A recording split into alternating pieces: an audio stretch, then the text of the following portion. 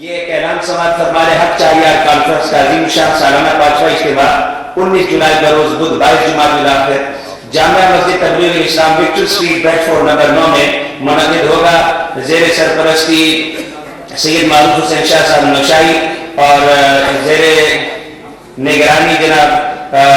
مناظر اسلام سید عرفان شاہ صاحب مشہدی، جس میں کثیر تعداد میں علماء کرام شریک ہوں گے. خصوصاً حضرت علامہ پروفیسر مفتی منیب الرحمان صاحب اس مجلس میں شریک ہوں گے. اور اس کے علاوہ خاص طور پر ہمارے اس محفل میں لندن سے کل منڈے کو شام 7 بجے ان تمام علماء کرام مشائخ اعظام جو پاکستان سے، امریکہ سے، سیریا سے شیخ محمد یعقوبی تشریف لائے، ان تمام علماء کرام بشمول جناب میاں محمد اعجاز الحق صاحب جو ہماری دعوت پر تشریف لائے، ان تمام مہمانان نگرانی کے اعزاز میں استقبالیہ دیا گیا ہے. کل شام 7 بجے airport Islamic centre, airport community centre جو کہ ایئرپورٹ اسلامک سینٹر کا حصہ ہے، اور اس کے خطیب جناب حضرت علامہ جمشید احمد سعیدی صاحب یہاں تشریف فرما ہے. اور جماعت اہل سنت کی اس استقبالیے میں ان کے سینٹر کا اور ان کا عملی تعاون ہے، تو ہم ان کے مشکور بھی ہیں. اور تمام علماء کرام کو میں اجتماعی دعوت دے رہا ہوں اس پلیٹ فارم سے کہ جتنے علماء کرام ہیں، صرف علماء کرام کے لیے گزارش کروں گا کہ کل کے ریسیپشن میں جو ان علماء مشائخ اور مہمانان گرامی کے اعزاز میں کل شام 7:30 بجے ایلفورڈ اسلامک سینٹر ایلفورڈ میں دیا جا رہا ہے لندن میں، آپ تمام علماء کرام کو اس میں دعوت ہے، تمام علماء کرام اس میں تشریف فرمائیں. اور سیدنا صدیق اکبر رضی اللہ تعالیٰ عنہ کے حوالے سے یوم سیدنا صدیق اکبر 22 جولائی بروز ہفتہ عصر کا مغرب زیر صدارت پیر سلطان فیاض الحسن قادری منعقد ہو رہا ہے. خصوصی خطاب حضرت علامہ مفتی منیب الرحمان صاحب کا ہوگا. اس میں جگہ نہیں لکھی کہ کہاں ہوگا، سلطان باہو ٹرسٹ برمنگھم میں ہوگا. 20 اگست کو حضرت سلطان باہو کا عرس ہو رہا ہے برمنگھم میں. یہ تمام آپ تمام آبادی اعلانات کو نوٹ فرما لیں. اب انتظار کی گھڑیاں ختم ہوتی ہیں. آج کی اس کانفرنس کا اگر میں دیانت کے ساتھ کہوں، اس پوری کانفرنس کے پس پردہ فکری قیادت کرنے والے، فکری رہنمائی کرنے والی شخصیت، اس کے علاوہ پاکستان میں جب کبھی کوئی سانحہ ہو، کوئی مشکل گھڑی ہو، آپ کو فرنٹ پر جس شخصیت کا نام نظر آتا ہے، خواہ وہ سانحہ مشتر پارک ہو، خواہ وہ حدود آرڈیننس ہو، خواہ وہ تنظیمات کا معاملہ ہو. اور الحمدللہ ہمیں اس بات کا فخر ہے کہ پاکستان میں 5 مسالک کے تمام تنظیمات نے جو اتحاد بنایا، اور اسے اتحاد تنظیمات مدارس دینیہ کے عنوان سے جانا جاتا ہے، جس میں دیوبند مکتبہ فکر کے اہل حدیث مکتبہ فکر کے اہل تشیع اور دیگر مسالک و مکاتب کے مدارس بھی شامل ہیں. اس میں لیڈنگ اور قائدانہ کردار ادا کر رہے ہیں حضرت علامہ پروفیسر منیب الرحمان صاحب. علمی پس منظر، فکری پس منظر سے آپ تمام واقف ہیں. علامہ اقبال گورنمنٹ کالج کراچی کے سابق لیکچرر واس پرنسپل ریٹائر ہوئے ہیں. دارالنعیمیہ کراچی کا عظیم شان ادارہ ہے، وہاں کے محترم پرنسپل ہیں. اور تنظیم المدارس اہل سنت پاکستان کے صدر ہیں. اور اگر میں یہ کہوں کہ یہ آپ اپنا تعارف ہیں تو بے جا نہ ہوگا.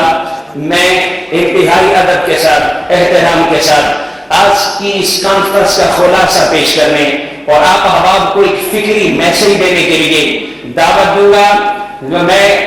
اگر مبالغہ نہ کروں تو آپ تمام احباب اس تصدیق کریں گے کہ اس وقت اس مقام پر ہے کہ ہم انہیں قائد اہل سنت کہہ سکتے ہیں. جناب حضرت علامہ پروفیسر منیب الرحمان صاحب دامت برکاتہم العالیہ، میں ان سے گزارش کروں گا کہ تشریف لائیں اور اپنے خیالات عالیہ سے مستفید فرمائیں، اور اس کانفرنس کا خلاصہ تمام شرکاء کو پیش کر کے ان کے ذہن و فکر میں آئندہ سال تک کے لیے محبت مصطفیٰ، اس سنیت اور اسلام کے لیے جو جذبات ہیں، اس ایسا نقشہ پیش کریں کہ سال بھر یہ اسے یاد رکھیں، اور ان نقشوں ان نقوش پر آنے والے وقتوں میں منزل کی جانب گامزن ہو. نعرہ تکبیر، نعرہ تکبیر، نعرہ رسالت، نعرہ رسالت، علماء اہل سنت، جماعت اہل سنت.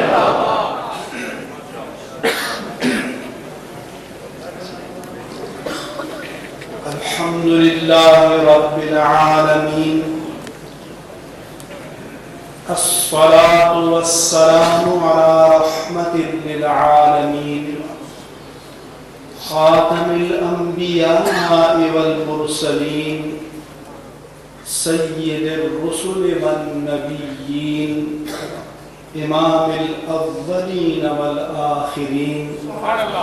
سيدنا ومولانا محمد النبي الأمي وعلى آله الطيبين الطاهرين وعلى صحابته الصديقين الصادقين وعلى كل من تبعهم بإحسان إلى يوم الدين. أما بعد، جماعت اہل سنت برطانیہ کی جملہ عہدیداران و اراکین و معاونین، علامہ مفتی گل رحمان علامہ غلام رسول چکواری علامہ غلام رسول چکسواری صاحب، علامہ غلام ربانی افغانی صاحب، علامہ مصباح المالک صاحب دامت برکاتہ العالیہ، دیگر ممتاز اکابر، حضرت علامہ سید عرفان شاہ مشہدی صاحب، علامہ پیر سلطان فیاض الحسن صاحب، اور اس محفل میں موجود دیگر علماء کرام، مشائخ اعظام، امریکہ سے آئے ہوئے شیخ تیجانی صاحب، اور میرے لیے لائق صد احترام جملہ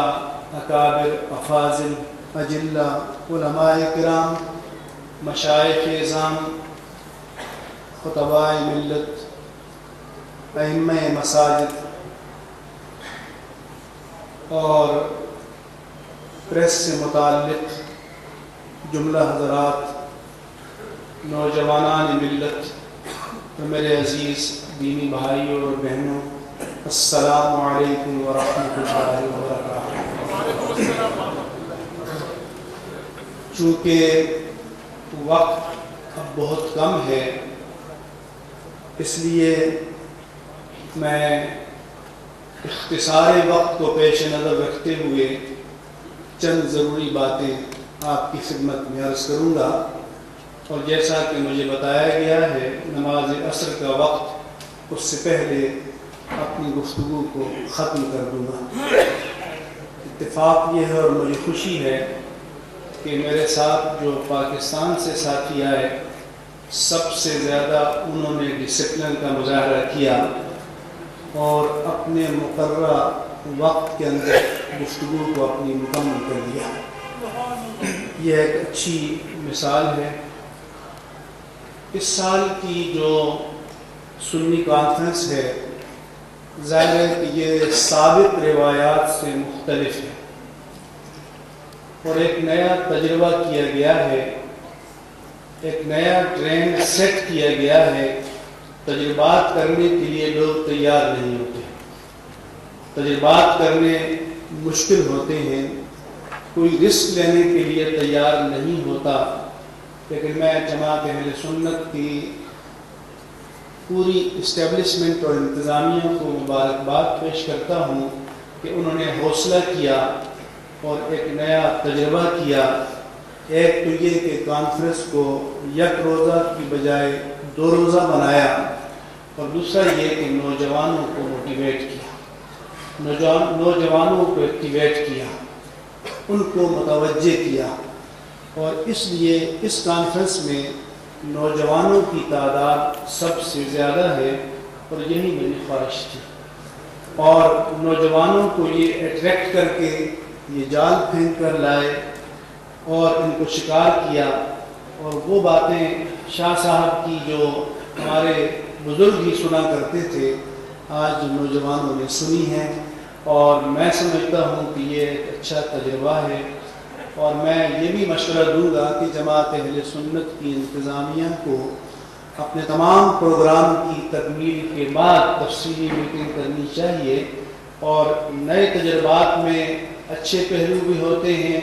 کمزور پہلو بھی ہوتے ہیں، کامیابیاں بھی ہوتی ہیں، ناکامیاں بھی ہوتی ہیں، اور سب سے زیادہ کامیاب وہ فرد یا جماعتیں ہوتی ہیں کہ جو دوسروں کی بجائے خود اپنا احتساب کرتی ہیں۔ اور قرآن نے بھی کہا ہے کہ بل الانسان ولا نفسہ بصیرہ ولو القی معاذیرہ، انسان خود اپنی کمزوریوں کو، خامیوں کو جتنا جانتا ہے اتنا دوسرا نہیں جانتا۔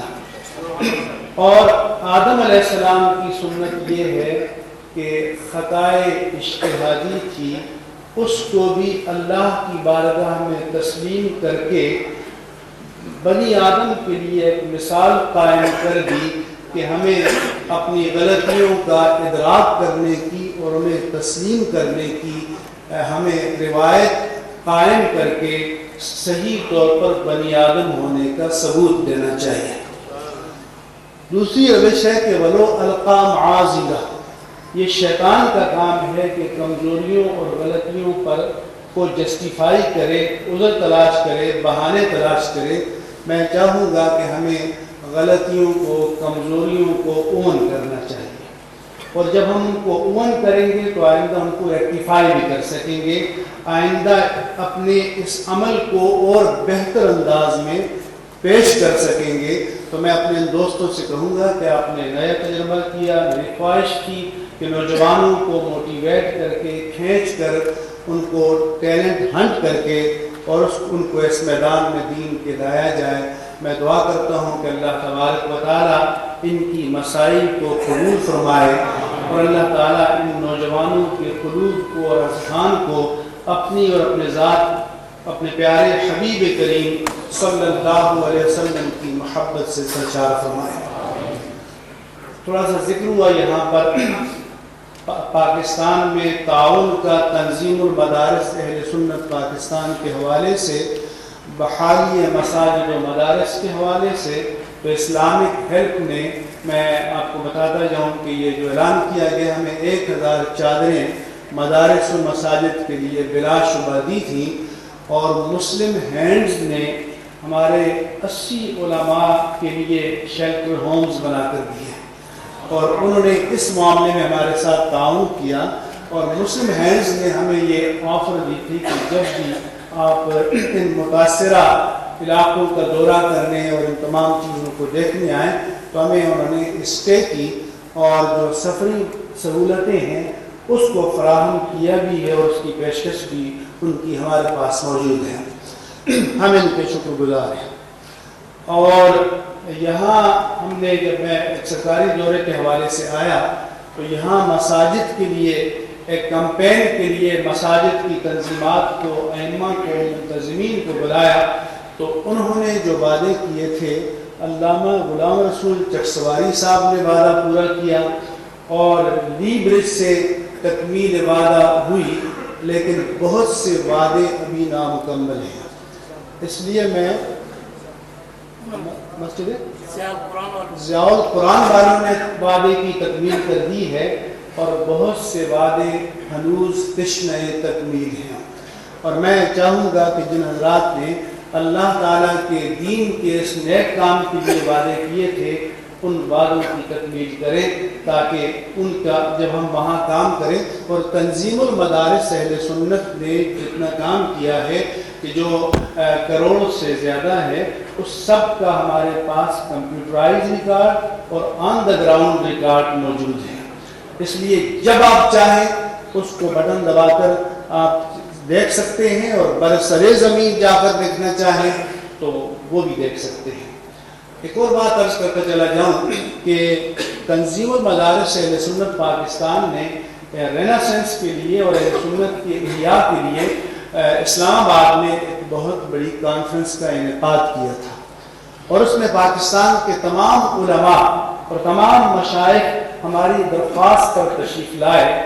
اور اس میں تقریریں صبح 9 بجے سے لے کر اور شام 4 بجے تک 8-9 ہوئی تھی،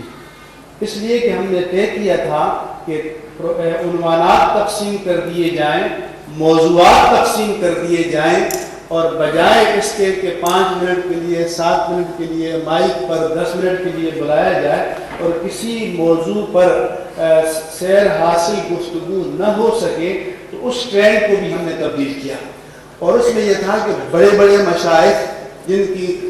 قدموں کی خاک کے برابر بھی ہم نہیں ہیں، وہ سامنے بیٹھے ہوئے تھے اور ہم جیسے ان کے خدام اسٹیج پر بیٹھے ہوئے تھے، اور بڑے بڑے جو خطیب مصباح ہیں جیسے ہمارے شاہ صاحب ہیں، ان سب میں نے کہا کہ آج کا دن ایسا ہے کہ تقریر کرنے والوں کی اتنی ہم تحسین نہیں کریں گے جتنا کہ جوش خطابت میں جو بالکل ڈوبے ہوئے ہیں ان کا تقریر نہ کرنا ہمارے ساتھ تعاون تھا، اور یہ تعاون اس لیے تھا کہ ہم چاہ رہے تھے کہ نیا ٹرینڈ جو ہے وہ سیٹ کریں، اور تاکہ نئی تربیت ہمیں نظم کی اور تنظیم کی اہل سنت و جماعت میں آ سکے۔ ہم نے بھی تجربہ کیا تھا اور ہمیں بزرگوں نے حوصلہ افزائی کی، اور اس کے نتیجے میں تنظیم المدارس کا نام اس سے پہلے فارن میڈیا کو، نیشنل میڈیا کو اور ہمارے اہل اقتدار کو، صدر صاحب کو، ہمارے وزیر کو نہیں آتا، جب کہتے تھے باقی المدارس، تو اس کے بعد پہلی بار یہ نام تمام انٹرنیشنل اور نیشنل چینلز پر اور اہل اقتدار کو بھی پتہ چلا کہ تنظیم المدارس اہل سنت پاکستان بھی ایک تنظیم ہے، اور یہ وفاق المدارس سے اس کو ریپرزینٹ نہیں کیا جا سکتا۔ تو اس طرح سے ہم چاہ رہے ہیں، اور ایک بات یہ بتاؤں آپ کو کہ اس وقت عالم اسلام پر ابتلا کا دور ہے، اور یہ بھی آپ کو معلوم ہونا چاہیے کہ آج کے فرعون نے اس دور کے مسلمانوں پر جو مظالم ڈھائے ہیں، ماضی کے تمام فرائض کے مظالم کو جمع کر دیا جائے تو اس فرعون کے مظالم ان سے بھی زیادہ ہیں۔ اس کی وجہ یہ ہے کہ ماضی کے فرائض کے پاس وہ جدید وسائل،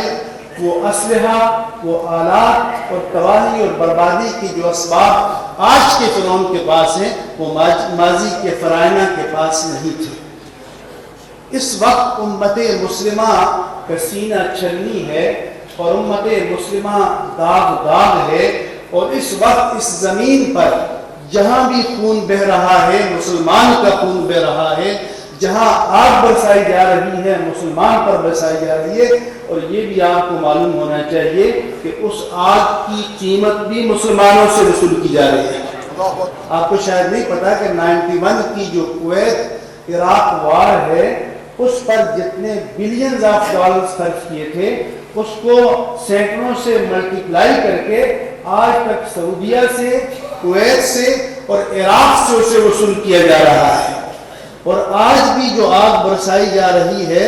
یہ آگ، اس آگ کی قیمت بھی مسلمانوں سے وصول کی جا رہی ہے اور وصول کی جائے گی۔ تو اس لیے یہ ایسا ہی ہے کہ جیسے کوئی تلوار سے آپ کی گردن کاٹے اور پھر آپ کے وارث سے کہے کہ میری تلوار سے تمہارے باپ یا بھائی یا بیٹے کی گردن کٹی ہے، وہ قیمت بھی مجھے چاہیے۔ یہ مظلومیت کی امت مسلمہ کی حالت یہ ہے، لیکن یہ میں بتاؤں کہ یہ ناکامی اسلام کی نہیں ہے، مسلمانوں کی ہے۔ یہ ذہن میں رکھنا چاہیے، جب ہم یہ بیان کرتے ہیں تو یہ مسلمانوں کی ناکامی ہے، یہ ہماری ناکامی ہے کہ ہم نے اسلام کو اس کا حق ادا نہیں کیا، ہم نے اسلام سے اس درجے کی وفا نہیں کی جو صحابہ کرام رضوان اللہ علیہ مجمعین نے ادا کی تھی۔ اس لیے ہمارے ہاں کامیابی کا ایک معیار یہ ہے کہ پتہ چلے کہ مجمع سب سے بڑا تھا، لیکن سیرت مصطفیٰ اور قرآن یہ بتاتا ہے کہ لقد نصرکم اللہ فی مواطن کثیرہ ویوم حنین اذ اعجبتکم کثرتکم۔ اللہ نے فرمایا کہ اللہ نے اے پیارے حبیب بہت سے مقامات پر آپ کی اور آپ کے غلاموں کی مدد فرمائی، اور خاص طور پر حنین کے موقع پر جب تمہاری کثرت نے تمہیں غرور میں مبتلا کر دیا تھا، اور ایک وقت ایسا آیا تھا کہ سب پیچھے ہٹ گئے تھے اور میرے آقا و مولا صلی اللہ علیہ وسلم تنہا کھڑے تھے اور کلمہ حق کو بلند کر رہے تھے کہ انا ابن عبد المطلب، کہ میں اور انا نبی لا کذب۔ اور چنانچہ تو اس لیے اس وقت مکہ فتح ہو چکا تھا، سب سے زیادہ تعداد ہو چکی تھی، جب 313 تھے اور منظم تھے اور قوت ایمانی سے سرشار تھے تو اس دور کی باطل طاقت کو مغلوب کر دیا۔ جب زیادہ تھے اور غیر منظم تھے تو اللہ تعالیٰ نے ابتلا میں ڈال دیا تاکہ ان کو اپنی کمزوری کا پتہ چل جائے۔ لہذا کوالٹی اصل چیز ہے، یاد رکھنا، کوانٹیٹی بھی قابل اعتبار ہے، کوانٹیٹی بھی مطلوب ہے، لیکن کوالٹی سب سے زیادہ مطلوب ہے۔ اور صحابہ کرام کی کامیابی کا مدار کوانٹیٹی پر نہیں تھا، کوالٹی پر تھا، اور ان کی کوالٹی کا پیمانہ میرے آقا و مولا صلی اللہ علیہ وسلم نے یوں بتایا کہ فرمایا کہ لو انفق احد مثل احد ذهبا ما بلغ مد احدكم ونصيفه۔ اللہ کے حبیب نے فرمایا کہ اے میرے صحابہ، تمہارے بعد کوئی آنے والا احد پہاڑ کے برابر سونا بھی صدقہ کر دے تو تمہارے 4 کلو کھجوروں یا جو کے ثواب کو نہیں پا سکتا، کیونکہ کوانٹیٹی تو ہے لیکن کوالٹی نہیں ہے۔ اور اللہ تعالیٰ کی عدالت میں جو قیمت لگے گی وہ کوالٹی کی لگے گی، وہ قیمت معیار کی لگے گی۔ کیا ہم اللہ کے بارے میں ہم اتنے بدذوق ہو گئے ہیں کہ ہماری جیب میں پیسہ ہو تو ہم اعلیٰ کوالٹی کی پیچھے جائیں؟ تو رب کے خزانوں میں تو سب کچھ ہے، تو اس کے خزانے میں کوالٹی کا دام نہیں لگے گا، اس لیے کوالٹی اصل چیز ہے۔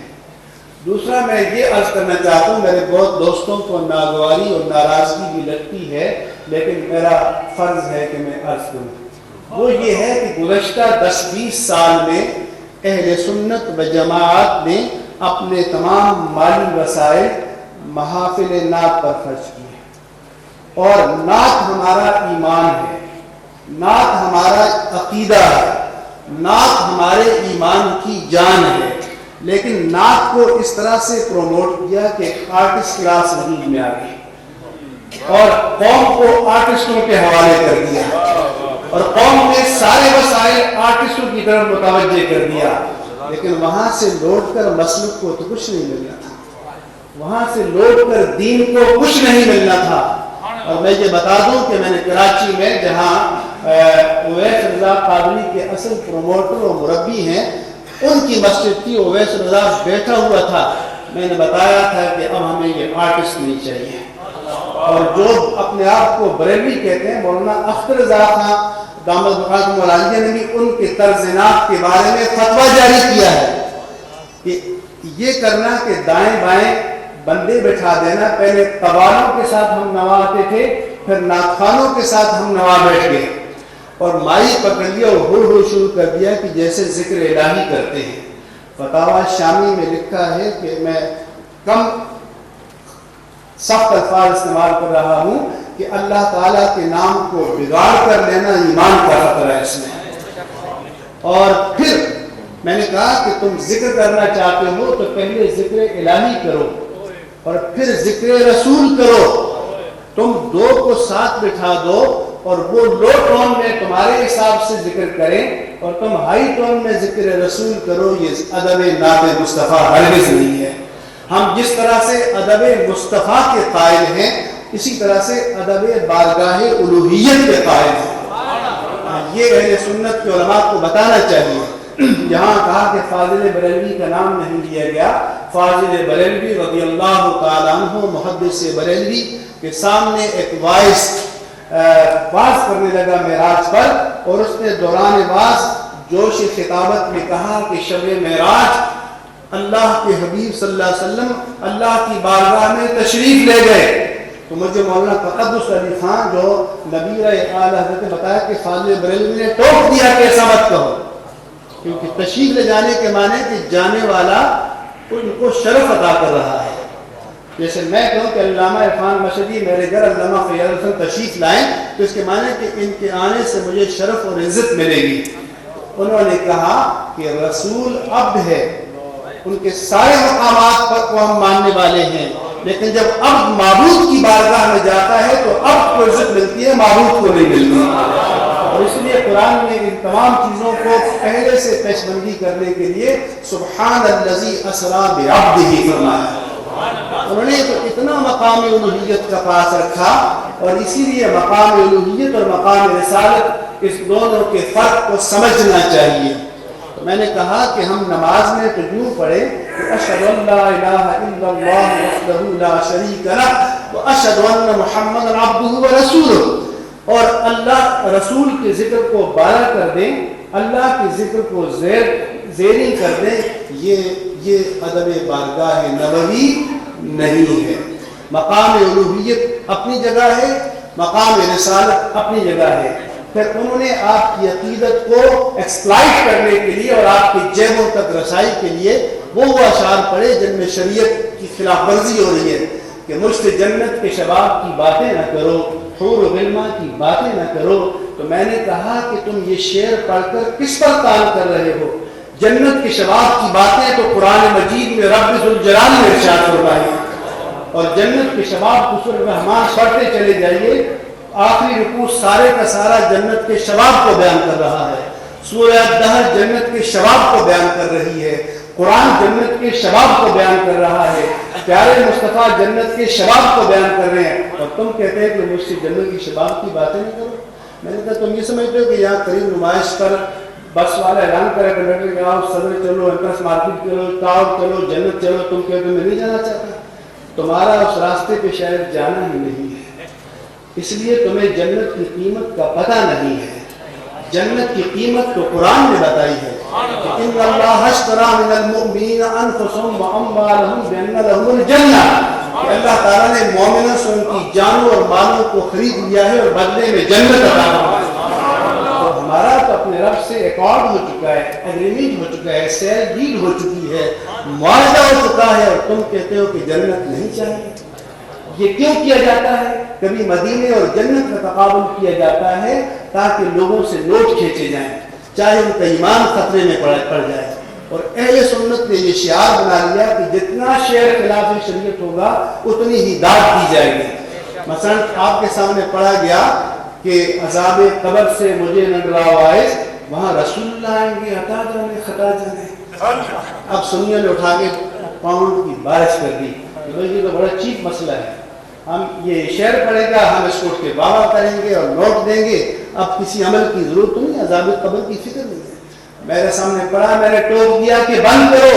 عذاب قبر سے جس واعظ نے ڈرایا ہے، عذاب قبر سے جس زاہد نے ڈرایا ہے، وہ حبیب رب العالمین محمد مصطفیٰ ہے۔ اور یہ بیٹھے علماء کے حدیث کی کتابوں میں عذاب قبر کا باقاعدہ چیپٹر موجود ہے، باقاعدہ باب موجود ہے، لیکن اہل سنت کو بدعملی میں بھی ڈالا گیا ہے اس کلچر کے ذریعے، اور گھنٹوں محافل نعت ہوئی، مثلا رات کو بیٹھے تو صبح 4 بجے تک اگر 5000 آدمی تھے تو 100 آدمی میں فجر کی نماز نہیں پڑھی۔ تو کیا یہ عشق مصطفیٰ ہے؟ میں نے کہا تمہیں جو عشق مصطفیٰ سمجھ میں آیا ہے کہ نعت خواں نعت پڑھے اور تم نوٹ میں شاور کر دو، تم نے جنت خرید لی، یہ تو صحابہ کرام کو نہیں پتا تھا۔ انہوں نے تو گردنیں کٹا دی، انہوں نے تو سب کچھ لٹا دیا اللہ کے فضل کے قدموں میں، انہوں نے تو ساری متاع کائنات کو لٹا دیا، انہوں نے ساری متاع زیست کو لٹا دیا، اور تم نے اتنا چیپ بنا دیا ہے، تم نے اتنا آسان بنا دیا ہے۔ نتیجہ یہ ہے کہ آپ کے سارے وسائل جو ہیں ان 10 20 30 سالوں میں اس پر خرچ ہوئے، وہ وسائل جو مدارس کے قیام پر خرچ ہونے چاہیے تھے، وہ وسائل جو دینی لٹریچر کی تیاری پر خرچ ہونے چاہیے تھے، وہ وسائل جو مساجد کو آباد کرنے پر خرچ ہونے چاہیے تھے، وہ مسائل جو نوجوانوں کی تعلیم اور تربیت پر خرچ ہونے چاہیے تھے، آپ نے واہ واہ ہا ہو پر خرچ کر دیے۔ حسان بن ثابت کا نام دیا جاتا ہے،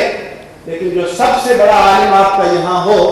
اس سے پوچھ کر مجھے بتاؤ، سیرت النبی کی کتابیں پڑھ کر بتاؤ کہ 23 سالہ نبوی زندگی میں یہ مجلسیں کتنی تھیں؟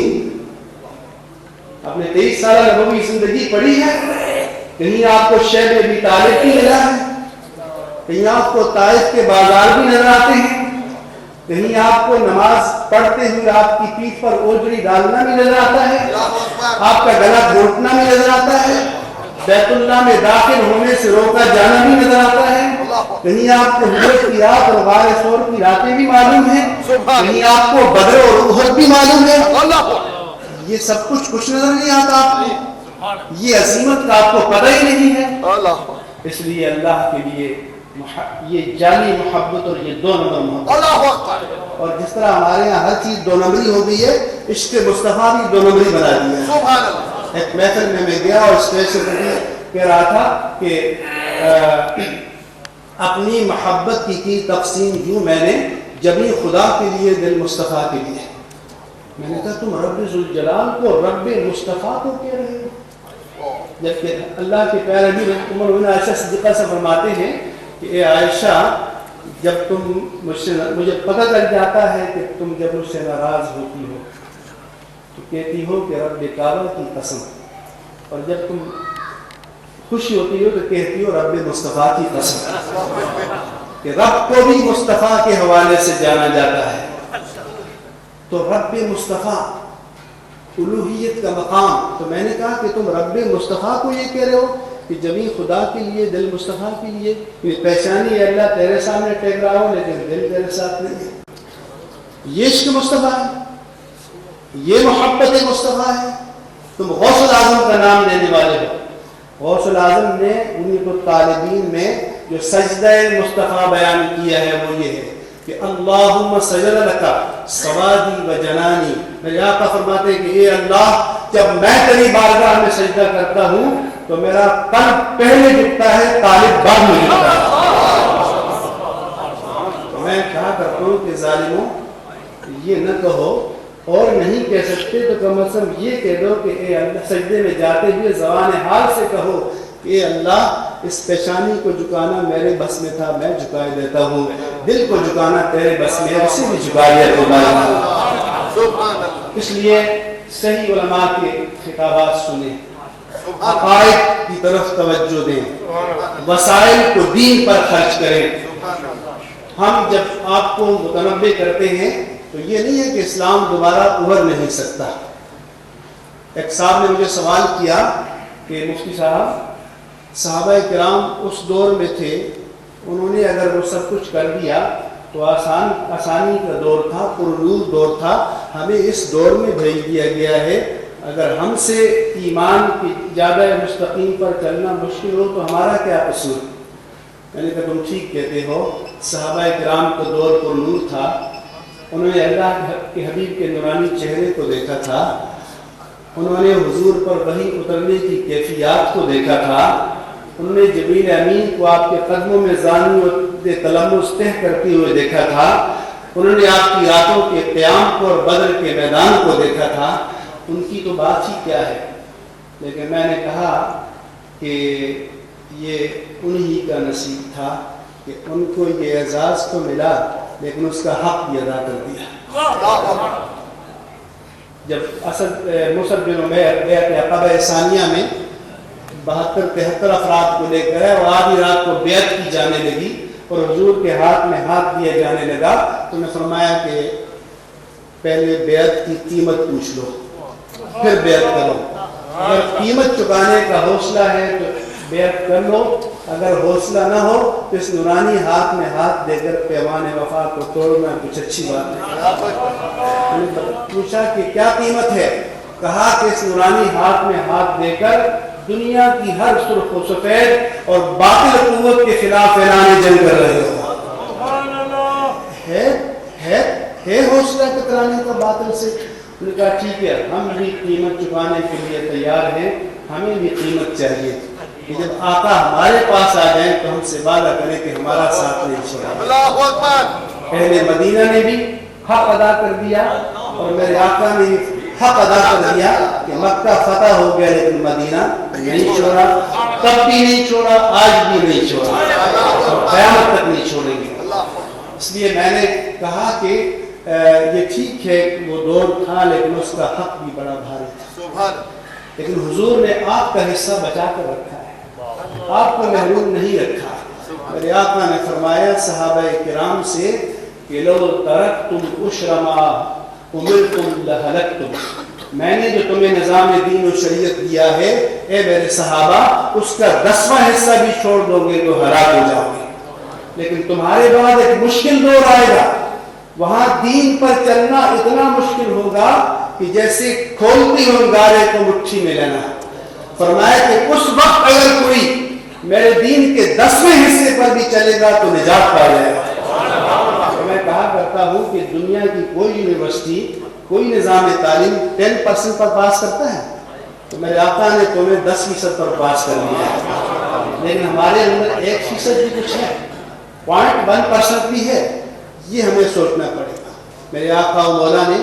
آپ کے مقام کو متعین کیا، اپنے اصحاب سے فرمایا کہ طوبیٰ لمن رآنی وآمن بی وطوبیٰ 7 مرات لمن لم یرنی وآمن بی،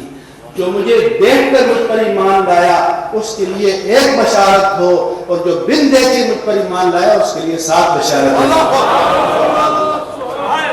اور میرے آقا نے آپ کے لیے فرمایا اگر ہم اس کا مصداق بن سکے، کہ حضور نے فرمایا کہ میرے بعد ایک ایسا وقت آئے گا کہ ایمان پر چلنا دشوار ہوگا، اور اس وقت جو ایمان پر قائم رہے گا اس کو 50 افراد کے برابر اجر ملے گا۔ صحابہ نے عرض کی یا رسول اللہ کیا اس دور کے 50 افراد کے برابر؟ میرے آقا نے فرمایا نہیں، تمہارے 50 افراد کے برابر ثواب ملے گا۔ آپ کا اجر تو میرے آقا نے بچا کر رکھا ہے، آپ کا حصہ تو بچا کر رکھا ہے، لیکن ہم اس کے لینے کے لیے تیار ہیں، اس قربانی کو دینے کے لیے تیار ہیں، آج دین اور مسلک کے صحیح شعور کو سمجھنے کے لیے تیار ہے۔ اس کے لیے آپ کو ہاؤ ہو اور واہ واہ کی محفلوں کو کنٹین کرنا پڑے گا، سوچنا پڑے گا، ان کو بامقصد بنانا پڑے گا، ان کو صحیح نہج پر لگانا پڑے گا، صحیح راستے پر لگانا پڑے گا، اس میں مقصدیت کو پیدا کرنا پڑے گا، اپنے وسائل کو دین کی طرف متوجہ کرنا پڑے گا۔ اور جو مسائل کے ان کا تو ایک مسئلہ ہے باطل سے مقابلہ، ہمارا کفر سے بھی مقابلہ ہے اور اندرونی لوگوں سے بھی مقابلہ ہے۔ آپ نے تو دوہری جنگ لڑنی ہے، ان کا کہاں تک پہنچ چکی ہیں آپ کو معلوم ہے۔ تو جب کسی نے دوہری اور چمکھی جنگ لڑنی ہو اس کو تو چوکنا ہوتا ہے، کہتے ہیں 4 کان ہونے چاہیے، 4 آنکھیں ہونی چاہیے، چاروں طرف دیکھنے والا ہو، چاروں طرف نمٹنے کے لیے اس کے پاس ہتھیار ہونا چاہیے اور اسلحہ ہونا چاہیے۔ لیکن ہم نے بہت وقت کھو دیا ہے، ہمیں مل کر بیٹھ کر بیٹھنا چاہیے۔ پاکستان میں آخری بات کہتا ہوں کہ ہم نے کوشش شروع کر دی ہے، سانحہ منسٹر پارک کے بعد کراچی میں اہل سنت کی تمام دینی اور سیاسی تنظیمات، شاہ صاحب موجود ہے، تمام مدارس اہل سنت، ان کو ہم نے ایک لڑی میں پرو دیا ہے، اور 21 تنظیمات کو سنی رہبر کونسل کے پلیٹ فارم تلے جمع کر دیا ہے۔ میں سب سے کمزور ہوں، مجھے سربراہ بنایا ہے، لیکن میں نے دوستوں کو یہ بتایا کہ میرا کوئی پولیٹیکل ایجنڈا نہیں ہے، کوئی سیاسی ٹارگٹ نہیں ہے، کوئی سیاسی ہدف نہیں ہے، کوئی سیاسی مقصد نہیں ہے۔ اس میں جماعت اہل سنت ایک بھی ہے، جماعت اہل سنت دوسری بھی ہے، ساری جمعیتیں اس میں موجود ہیں، سب پارٹیاں اس میں موجود ہیں۔ اور میں آپ کو بتانا چاہتا ہوں کہ پاکستان کے لیول پر، کیونکہ ان پارٹیوں کا ایک دوسرے میں مرج ہونا تو مشکل تھا پہلے مرحلے میں، کیونکہ ایک دوسرے کے ساتھ بیٹھنے کی عادت نہ ہو تو ایک دوسرے میں مدغم ہونا تو بڑا مشکل ہے، لیکن ہم نے طرح ڈالی ہے کہ سب مل کر بیٹھیں اور اس کے لیے ایک پلیٹ فارم بنایا ہے۔ میں جاؤں گا انشاءاللہ تعالی اور ہم اس کا اعلان کریں گے، اہل سنت کو کوئی نہ کوئی نوید سنائیں گے۔ اس راستے میں مشکلیں بہت سی ہیں، ہمارے مفتی صاحب رحمہ اللہ تعالیٰ فرماتے تھے کہ لا نتحد الا علی الاختلاف، اہل سنت کا مسئلہ یہ ہے کہ اگر یہ کسی چیز پر متفق ہو سکتے ہیں تو اختلاف پر،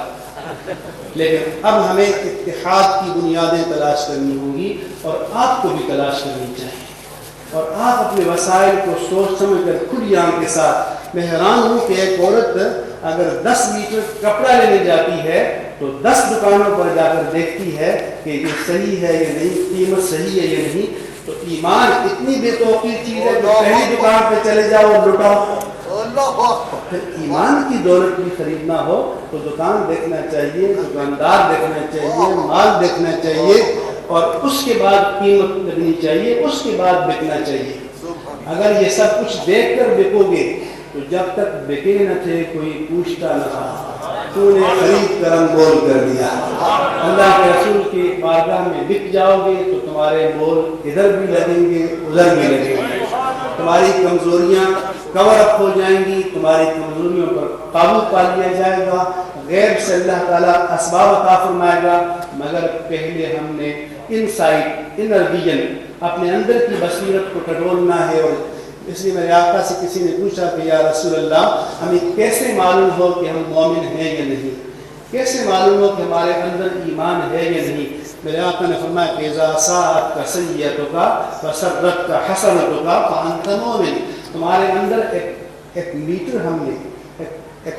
टेम्परेचर नापने का, ईमान को नापने का एक मीटर, एक आला, एक मेजरमेंट हमने रख दिया है ज़मीन की शक्ल में। बेचा वक्त नहीं है वरना ज़मीन पर आपको मुस्तकिल 1 घंटे की तकरीर सुना। तो अल्लाह ने फरमाया कि ज़मीन की शक्ल में एक चौकीदार, एक पहरेदार, एक वार्नर, एक मुतरब्बी करने वाला तुम्हारे अंदर हमने बिठा दिया है, जिसको नफ्स लवामा कहते हैं। जब तुम नेकी करो तो तुम्हें सुरूर आ जाए और बदी करो तो तुम्हारा ज़मीन, नफ्स, रूह मुस्तरिब हो जाए, तो समझ लो कि तुम्हारे अंदर ईमान है। तुम्हें किसी काजी के पास, मुफ्ती के पास, लेबॉर्ट्री में जाने की ज़रूरत नहीं है। अपने आप को अपने ज़मीन के काजी की अदालत में पेश करो। अब आप सोचें कि हम जब निकलते हैं तो बदी करते वक्त हमारा नफ्स बेचैन होता है या नहीं, नेकी से रूहानी सुरूर मिलता है या नहीं। अगर ये है तो आपकी टेस्टिंग लेबॉर्ट्री जो है वो फंक्शनल है, अगर ये नहीं है तो समझ लो कि वो मर चुकी है, मारज़ खतर में है। वमा अलैहि